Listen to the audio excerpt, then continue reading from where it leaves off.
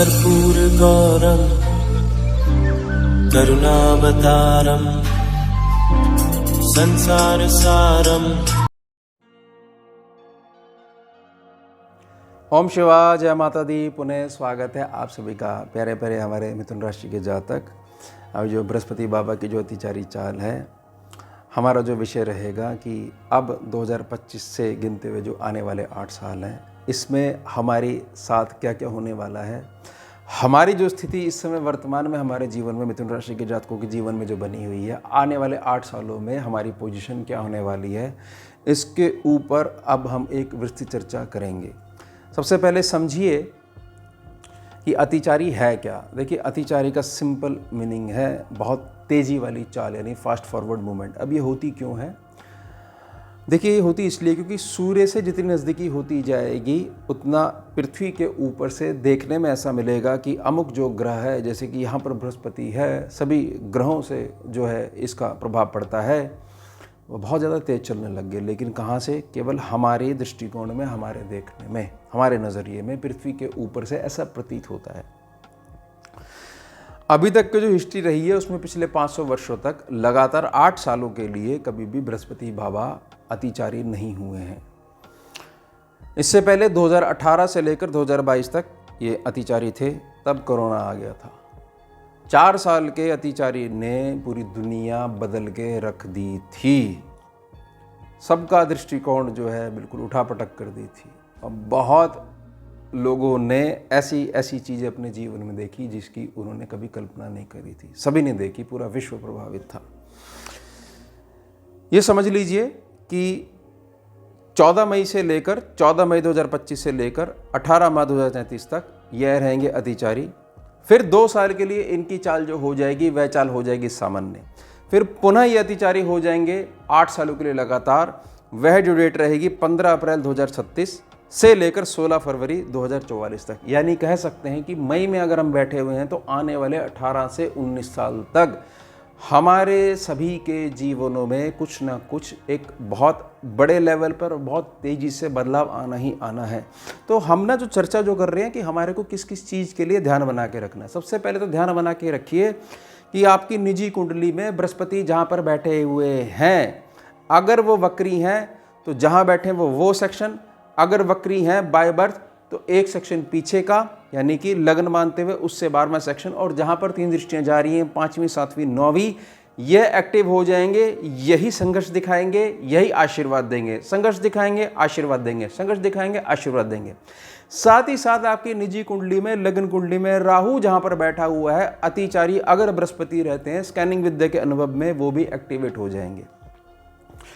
तो आपको ध्यान जो 8 सालों में जो बना के रखना है वो बृहस्पति बाबा का और जो राहु बाबा हैं उनका ध्यान बना के रखना है और अलर्ट रहना है।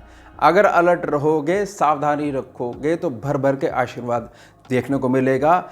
आपकी हालत आज के समय में मिथुन राशि के जातक कैसी भी हो, आने वाले 8 सालों में राजाओं जैसा जीवन व्यतीत करोगे। बस आपको अलर्ट बने रहना है, यानी कि आपको समय के साथ चलना आना चाहिए। ये मैं निजी प्रार्थना करने का प्रयास कर रहा हूँ। समझ जाइए। अब हम एक एक साल को लेते हैं, आपकी कुंडली को लेते हैं। देखिए, इसमें चार्ट में देखिए कहाँ कहाँ देखिए बृहस्पति आ रहे हैं, जा रहे हैं, फिर वक्री, फिर दोबारा पीछे आ रहे हैं, फिर दोबारा आगे मूव कर रहे हैं।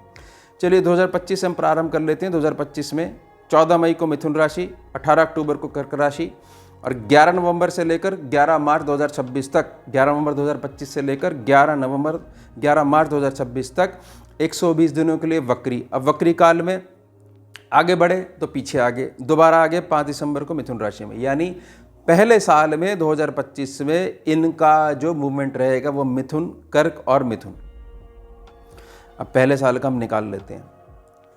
लगन पे भूल जाइए, जीवन में कोई दिक्कत आने वाली है, लेकिन समझदारी से आपको आगे बढ़ना पड़ेगा। अहंकार आ सकता है, ये बात की सावधानी बना के रखनी है। आगे बढ़ के भर भर के धन आने वाला है, लेकिन सावधानी बना के रखनी है कि बेशक अपना कुटुंब का सदस्य है, अपने परिवार का सदस्य है, लेकिन उसके साथ भी कागजों की जहाँ पर बात आएगी, सिग्नेचर की जहाँ पर बात आएगी, पैसों के लेन देन की बात आएगी, वहाँ सावधानी बना के रखनी। ये सावधानी बना के रखिएगा। दोबारा जो है ये फिर जो है वक्री होने में फिर आगे बढ़ेंगे, दोबारा जो है लास्ट में, ईयर के लास्ट में दोबारा जो है ये मिथुन में आ जाएंगे।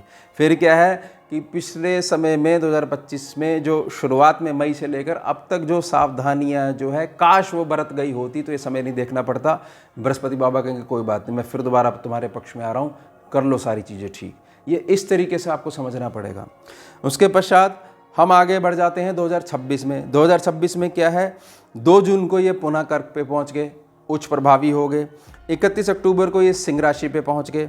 फिर 13 दिसंबर 2026 में 13 दिसंबर को ये 122 दिनों के लिए वक्री हो गए। फिर 13 अप्रैल 2027 तक ये वक्री बने रहे। अब 2026 में ये हमारा दूसरा साल आ जाएगा अतिचारी का। इसमें कर्क राशि और सिंह राशि।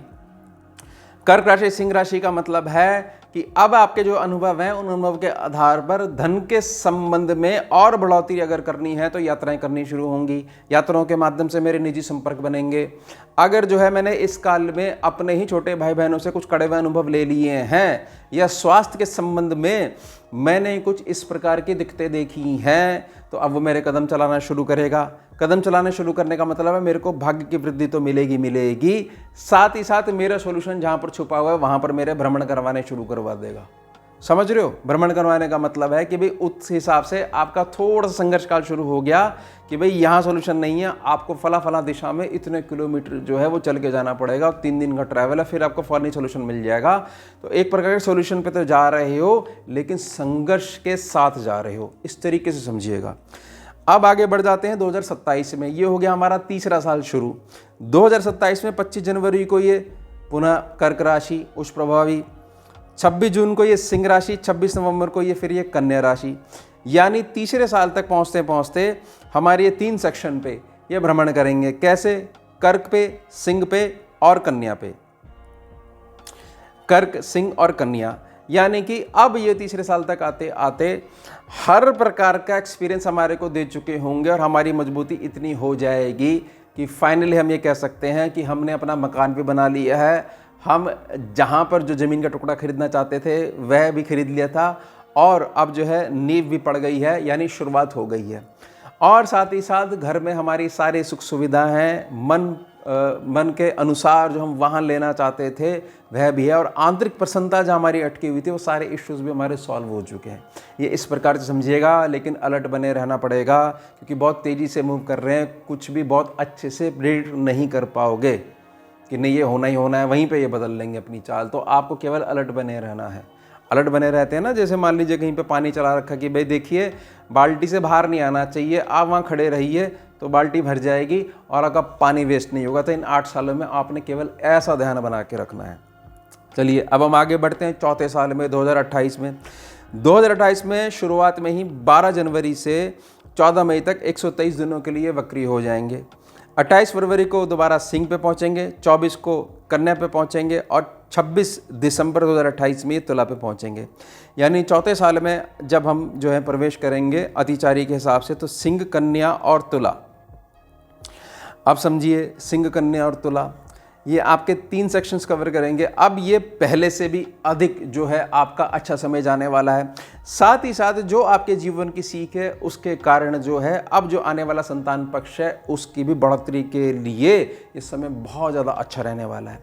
यहाँ पर बच्चों की एजुकेशन रिलेटेड जो भी खर्चे होंगे उसके लिए चिंता मत करिएगा, उत्तम मात्रा में आपके पास धन ऊर्जा बनी ही रहेगी। साथ ही साथ यहाँ पर हमारे को जो हमारी जो आने वाली जो पीढ़ी है उसकी मजबूती के लिए हमारी संतान को एक प्रकार से वज्र की तरह मजबूत करना जो है, यानी संस्कार हमारे को ऐसे देने पड़ेंगे कि हर प्रकार की कंडीशन के लिए हमारी संतान जो है वो युद्ध स्तर के ऊपर तैयार बनी रहे। साथ ही साथ निजी जीवन में कुछ बहुत बड़ा शुरू हो जाएगा जिसके लिए केवल आपने ऐसा करा हो कि काश मेरे को कभी ऐसा मौका मिलता तो मैं ये अपने जीवन में करना चाहता हूँ या करना चाहती हूँ। साथ ही साथ यहाँ सावधानी बना के रखनी पड़ेगी कि यहाँ पर रिश्ते जो होंगे, जो बच्चे जो होते हैं ना जिनको बड़ा इस तरीके से लगता है कि केवल जो है प्रेम ही सत्य है, जो माँ बाप कह रहे हैं वो सब झूठे बातें हैं, मेरे ये जो साथी है मैं इसको जीवन साथी बनाना चाहती हूँ। तो यहाँ के संबंध में संतान पक्ष में थोड़ा सा हमारे को संघर्ष देखने को मिलेगा, लेकिन क्योंकि घर से मजबूत रहोगे तो आराम से बैठकर बातचीत करोगे तो वो सारे के सारे इश्यूज भी सॉल्व हो जाएंगे। यानी कि इन 8 सालों में जो भी वर्ष है उसमें जो भी आशीर्वाद मिलेगा वह थोड़ा सा घूम के मिलेगा। कुछ संघर्ष होगी, कुछ डिस्टर्बेंस होगी, लेकिन सॉल्यूशन मिल जाएगा। समझे? कोई चीज़ जैसे ख़राब हो जाती है ना, तो घर में जो एकदम पैनिक वाली सिचुएशन होती है और तुरंत उसको ठीक करने वाला आ जाता है। लेकिन कोई चीज़ खराब ही नहीं हो, ऐसा नहीं होने वाला, क्योंकि स्पीड बहुत तेज़ है। अब हम आगे बढ़ते हैं 2029 में। अब 10 फरवरी से लेकर 14 जून तक 124 दिनों के लिए पुनः वक्री, 29 मार्च को कन्या राशि और 25 अगस्त को पुनः तुला राशि। अब हम 5वें साल में प्रवेश कर चुके हैं, कन्या और पुनः तुला, कन्या और पुनः तुला। अब जैसे मैंने संतान पक्ष के संबंध में बात करी, अब वह पक्ष मजबूत होने वाला है और हर प्रकार से आपकी संतान जो है वह आपको सुख पहुंचाएगी। इसमें आपकी संतान जो है रिश्तों की वैल्यू करना सीख जाएगी, समझिएगा, या आप जो है रिश्तों की अहमियत समझना जो है वो स्टार्ट कर देंगे। कुछ अनुभव प्रकृति के द्वारा आपके जीवन में इस प्रकार से घटित हो जाएंगे कि फाइनली जो लेसन जो लर्न करना चाहिए था वो फाइनली आप लर्न कर लोगे। साथ ही साथ आपका सर्व लाभ जो सेक्शन है, हर प्रकार का लाभ अब आप देखना शुरू कर दोगे। अब हम आगे बढ़ते हैं, 6ठे साल में पहुंच जाते हैं 2025 से गिनते हुए 2030 में। अब 25 जनवरी को ये पहुंचेंगे वृश्चिक राशि पर। अब 13 मार्च से 15 जुलाई तक 124 दिनों के लिए ये हो जाएंगे वक्री, और फिर दोबारा ये तुला पे पहुंच जाएंगे। वक्री होने के बाद आगे बढ़े ना, तो आगे बढ़ते जो है इस तरफ हो गए तो पीछे हो गए, और फिर दोबारा 23 दिसंबर को ये पुनः पहुंच जाएंगे वृश्चिक राशि के ऊपर। तो 6ठे साल में वृश्चिक, तुला और वृश्चिक। अब वृश्चिक राशि जो है वो 6ठे सेक्शन पे पड़ती है, तुला जो है वो शुभ पंचम त्रिकोण भाव पे पड़ती है। तो जैसे जैसे ये वृश्चिक पे बढ़ेंगे तो कुछ डिस्टर्बेंस भी होंगी, पुराने कुछ कर्जे भी उतरेंगे, या कुछ चीज़ों में आपको वित्तीय मदद भी लेनी पड़ सकती होगी। यह जो समय जो रहेगा, यह स्वास्थ्य को थोड़ा सा हमारे को ठीक भी रखना है, और लिवर इत्यादि की समस्या है ये कुछ घेर सकती है, लेकिन साथ साथ सोल्यूशन भी आता जाएगा। ये पूरे वर्ष का मैं बता रहा हूँ, क्योंकि ये आगे पीछे करते रहेंगे। साथ ही साथ यह जो काल रहेगा, इसमें वो आपको सीख मिल जाएगी जीवन की, जिसमें लेनदारी और देनदारी वाले जो इश्यूज हैं, जिनकी वजह से मानसिकता तक हमारी प्रभावित हो चुकी होगी, अगर हो चुकी होगी तो फाइनली उसमें बिल्कुल कूल डाउन आ जाएगा। साथ ही साथ जो व्यर्थ के खर्चे थे वहाँ तक आते आते बिल्कुल सीमित होने वाले हैं। अब हम बढ़ते हैं आगे 2031 में, 7वें वर्ष में हम आगे बढ़ते हैं। देखिए 17 फरवरी को ये पहुँच जाएंगे अपनी राशि के ऊपर, धनु के ऊपर, और 15 अप्रैल से लेकर 16 अगस्त तक 123 दिनों के लिए हो जाएंगे पुनः वक्री। 14 जून को ये वृश्चिक राशि में दोबारा पहुंच जाएंगे, और 15 अक्टूबर को ये फिर दोबारा जब सीधे हो जाएंगे फिर दोबारा धनु पे पहुंच जाएंगे। यानी कि 7वें साल में 2031 में इनका जो लक्ष्य रहेगा वो धनु, वृश्चिक और धनु। अब जो धनु पड़ती है, धनु का मतलब यह चीज़ है कि यह जो काल है जिसमें धनु, वृश्चिक और धनु जो है, इसमें आपका एक मिश्रित प्रभाव देखने को मिलेगा। अब मिश्रित प्रभाव में अगर तो जो पीछे वाली सीख है उससे मजबूत हो चुके हो, तो मिश्रित प्रभाव में जो अच्छे वाला प्रभाव है वो बढ़ जाएगा। तो मिश्रित नहीं कहा जाएगा, ये कहा जाएगा केवल अच्छा। साथ ही साथ खूब अच्छे से विवाह भी होंगे, विवाह निभेंगे भी। हो सकता है ऐसा कि इस प्रकार का कोई ग्रुप आपके संपर्क में आ जाए, या अपना ग्रुप बना लो, जिससे कि अभी तक जो अकेले मेहनत करते हुए अपनी इनकम को मजबूत नहीं कर पा रहे थे, वे बहुत सारे लोग मिलकर कोई नया प्रोजेक्ट चालू कर लो, और फिर जो है एक प्रकार से सर्वांगीण विकास सभी का, कि भी तुम्हारे पास क्या टैलेंट है, तुम क्या कर सकते हो, सारे लोग एक छत के नीचे आ जाओ, अब एक नई कंपनी की शुरुआत करते हैं। यानी कि व्यापारिक कुशलता वाले सारे लोग एक छत के नीचे आने वाले हैं। यह जो समय होगा इसमें भर भर के पैसा आएगा आपको, लेकिन महीने के हिसाब से क्विक जंप नहीं लगेगी। मेहनत करोगे, महीने के एंड में पैसा मिला करेगा। वो बहुत तेजी वाली जो चीज़ें हैं, वह जो पूरे 8 वर्ष हैं, अगर लगन कुंडली बहुत ज़्यादा मजबूत है, बहुत अच्छा अनुभव है, तभी कर पाओगे। नहीं तो एक प्रकार से बिल्कुल एक्चुअल प्रेडिक्ट कर पाना किसी भी क्षेत्र का वह संभव नहीं होगा, क्योंकि जब तक वहाँ पहुँचोगे तब तक जो है बृहस्पति अपनी चाल बदल चुके होंगे। अब हम 8वें वर्ष में पहुँच जाते हैं 2032 में। 5 मार्च को ये मकर पे पहुंच जाएंगे, नीच प्रभावी हो जाएंगे। 19 मई से 18 सितंबर तक 122 दिनों के लिए वक्री। 12 अगस्त को फिर ये धनु राशि पर पहुंच जाएंगे, और 23 अक्टूबर को ये मकर राशि पे पुनः जो है नीच प्रभावी हो जाएंगे। तो 8वें साल तक पहुंचते पहुंचते 3 जो राशि हैं, तीन जो घर हैं उस पर पहुँचेंगे, यानी मकर पे, फिर दोबारा धनु पे और फिर दोबारा ये मकर पे पहुंचेंगे। देखिए जो नीच प्रभावी राशि है आपकी कुंडली में बाय डिफ़ॉल्ट जो है वो अष्टम स्थान पड़ता है। यहाँ पर जब जब गुरु पहुँचेंगे थोड़ा सा वीक जरूर रहेंगे, तो उस वीकनेस से फ्री होने के लिए या उस वीकनेस के दौरान जो कुछ नहीं कर पाए थे, समय बड़ा टेढ़ा चल रहा था, काश वह समय लौट के आ जाए। तो समय लौट के कैसे आएगा? धनु राशि के माध्यम से समय लौट कर आएगा।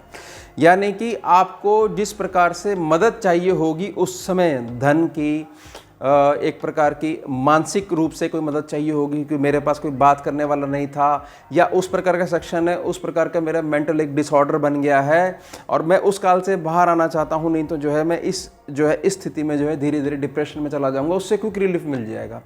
यानी कि ये कह सकते हो कि 2032 तक आते आते हर प्रकार का रंग आप मिथुन राशि के जातक अपने जीवन में देख चुके होगे, और रंग अगर देख चुके होगे तो बहुत अधिक 8 साल के पश्चात आपकी जो पर्सनैलिटी है बहुत ज़्यादा मजबूत रहने वाली है। अब जब हम जो है 2033 में पहुंचेंगे, हमारा 9वां वर्ष शुरू हो जाएगा और 18 मार्च को ये पहुंच जाएंगे कुंभ राशि पर। फिर 2 साल के लिए रहेंगे सामान्य गति पे, यानी जो साल भर जो रहते हैं एक साइन के ऊपर। और जब यहाँ पहुँच जाएंगे तब तक बहुत ज़्यादा आपके स्वभाव के अंदर स्थिरता आ चुकी होगी। आपको समझ में आ चुका होगा कि है कोई ना कोई पावर है जो सृष्टि को चलाती है, वो कुछ भी कर सकती है, और सृष्टि के सम्मान के प्रति जो आपकी निजी भावना है वो बहुत अलग हो चुकी होंगी। यानी कि उस समय तक मिथुन राशि का जातक जो है वो हर प्रकार से बेहतर हो चुका होगा अपनी लाइफ में। लेकिन इसका मतलब यह नहीं है कि 8 जो साल हैं, इन 8 सालों में जो जातक ये कहता है कि हमारी धन की स्थिति क्या रहेगी। धन की स्थिति सिर्फ यह रहेगी कि मुझे पता है कि पैसा कितनी मेहनत से कमाया जाता है, वह लेसन मैंने लर्न कर लिया फाइनली। अब ये कितनी जल्दी लर्न करते हो ये तो निजी चेतना के ऊपर आधारित है, या निजी जो आपकी कुंडली है उसकी स्कैनिंग के ऊपर आधारित है। तो ये हो गया हमारा उत्तम विषय। मिलते हैं आपसे अगले भाग में नए विषय के साथ। जुड़िए और जोड़िए। ओम शिवा जय माता। भुजगेन्द्रहारं कर्पूरगौरं करुणावतारं